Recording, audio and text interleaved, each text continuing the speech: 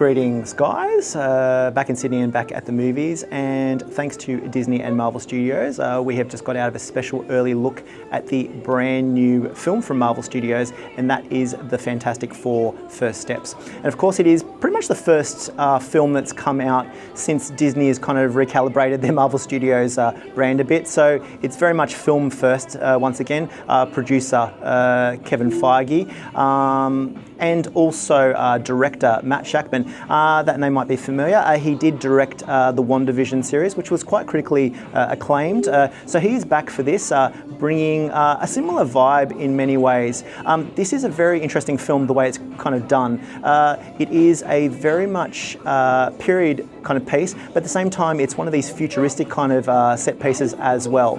It is a kind of it kind of feels a little bit like Tomorrowland in some ways in Disneyland.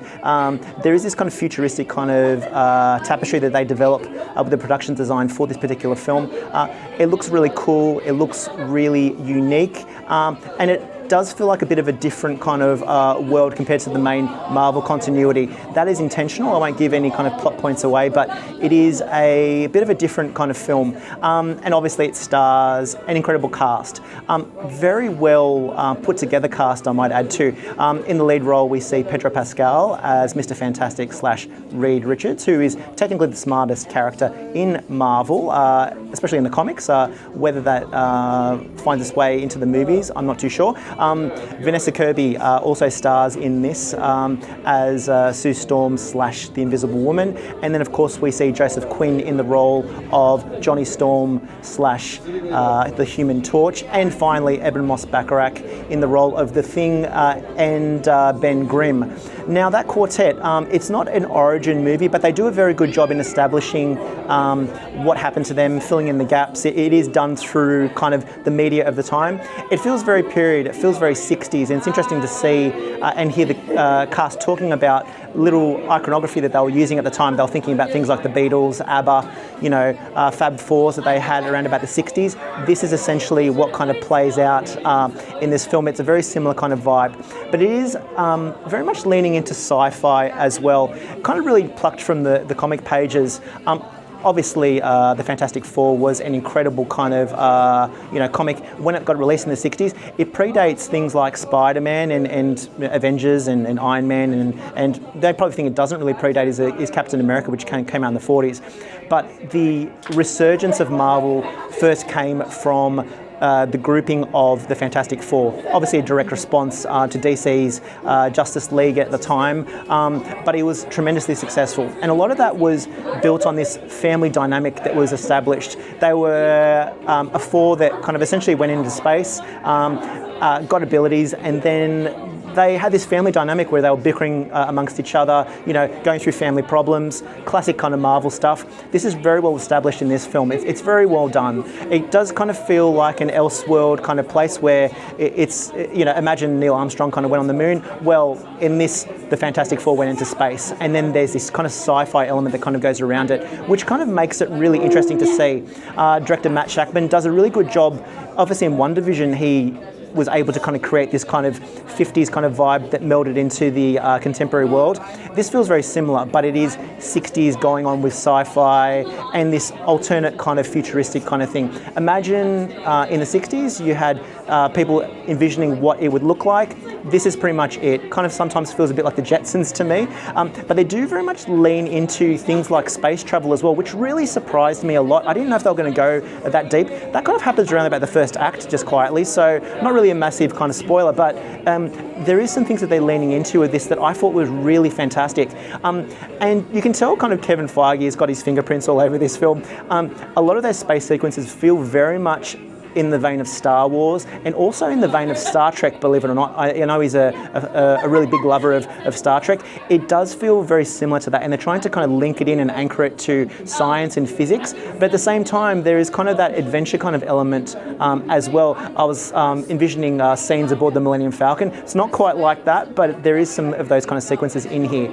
But yeah, just as a quartet, they are really great. They've got a fantastic dynamic between them. I loved what I saw on screen from them. I think Vanessa Kirby is probably one of the bigger highlights. Just her emotional range was fantastic.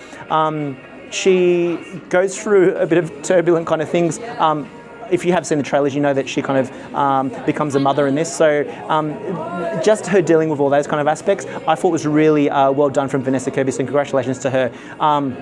The motion capture work from Ebon Bachrach as well, I thought was really cool. Very much feels in the vein of something like Mark Ruffalo did with The Incredible Hulk, but a little bit more nuanced.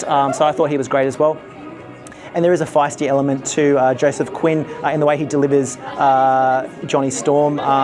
He's got that womanizing vibe, but he's also got that feisty vibe as well.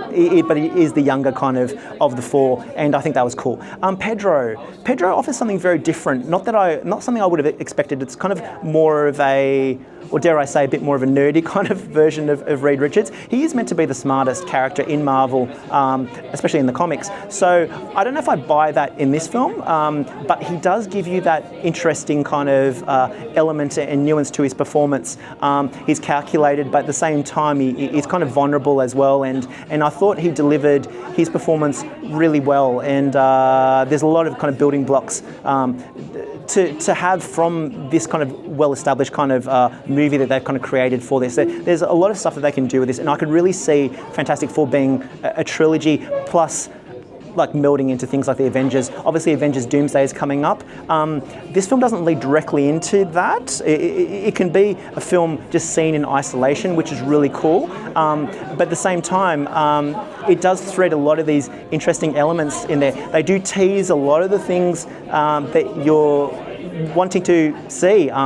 Things like Doctor Doom, they kind of tease a little bit of that. They tease a lot of things. But one thing they don't tease is the fabulous introduction of a character known as Galactus. Now, if you know the imagery from the comics, it's pretty hard to kind of imagine that on the big screen, but they do a fantastic job with that.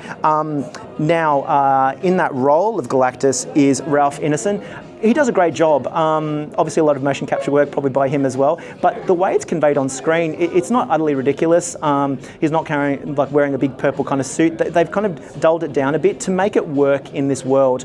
And some of the other crazier characters in Fantastic Four, there are a few other ones that are a bit of a nemesis to Reid Richards and the rest of the three. They get introduced in this a little bit as well, and I won't mention who they are, but it's done in a grounded way, and I thought that was kind of really interesting how they've done that. But it's very thought-provoking. It feels contemporary, but at the same time, it is very 60s, sci-fi, futuristic, alternate kind of worlds kind of stuff. And I thought that was really interesting, the way they've kind of designed that. So there's a lot of interesting building blocks and a lot of threads that they've kind of established in this. Another notable mention that I have to kind of say before I go is Julia Garner in the role of the Silver Surfer.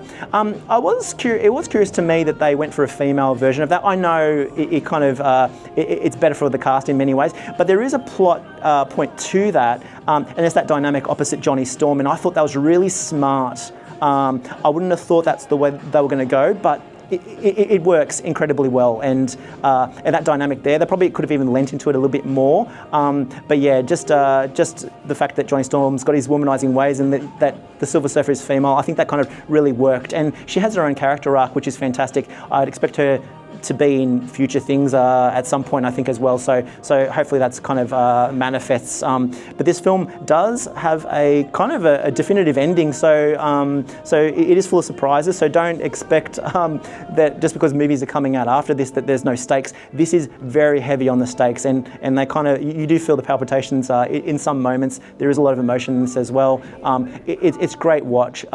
Very fun, full of energy. That first act is really tight, and as I said, they even do a bit of kind of space travel in this. However, there is that element in the second and third act where they're establishing a lot of family dynamics. That kind of does slow down the narrative drive a little bit.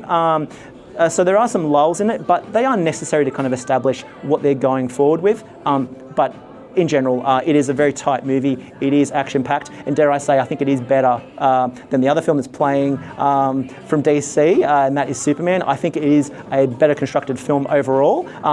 Probably a little bit less action-packed than that, but it is fantastic in its own right. So definitely check it out in cinemas. I got to see it in IMAX. They do take advantage of the full screen in this, particularly in certain scenes where certain characters kind of pop up. Not essential, like you can see it on other kind of cinemas as well. But yeah, it is great fun, action-packed, and probably one of the best movies that Marvel Studios has put out, probably since Avengers Endgame. There are a few gems after Avengers Endgame, but this really does feel like a very solid movie, and I think Marvel Studios is very much on the right track now, especially leading into the next Avengers movie, which is coming up. But aside from that, I am about to head off. Hopefully you enjoy the footage to come, and definitely check out the next video after that. And also don't forget to subscribe so you don't miss the next video, and definitely leave a comment to let us know what you thought of Fantastic Four if you have seen it. I'd love to know your thoughts. But aside from that, I'm about to head off. I'll catch you guys at the next one. So long. Could you take us through how you defeated Galactus? How we did? We didn't. Not yet. Not yet, we didn't. We attempted to negotiate, but Galactus... he asked too high a price. Well, what does he want? What did he ask? He asked for our child. John, answer this! Are we safe? Are we safe?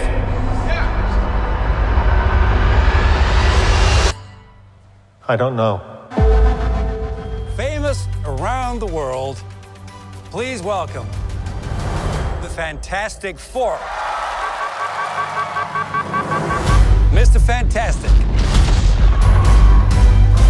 Invisible Woman,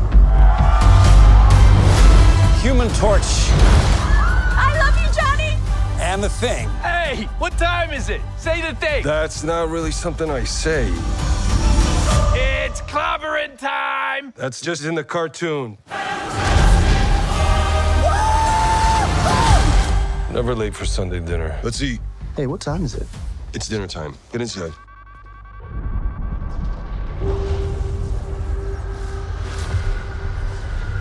I herald his beginning. I herald your end. I herald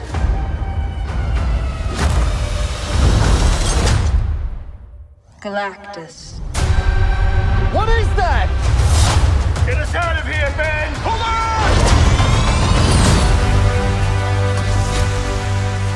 on! Are we safe? I don't know. The clock is ticking. We are going to find a solution. We are going to make it right. You don't want to just crush him? Hide that. The four of us will face the danger. We will protect you. Family. It's about connecting to something bigger than yourself.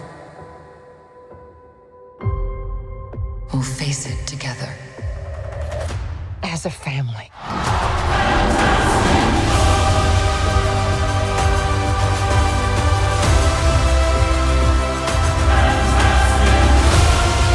What time is it, Ben?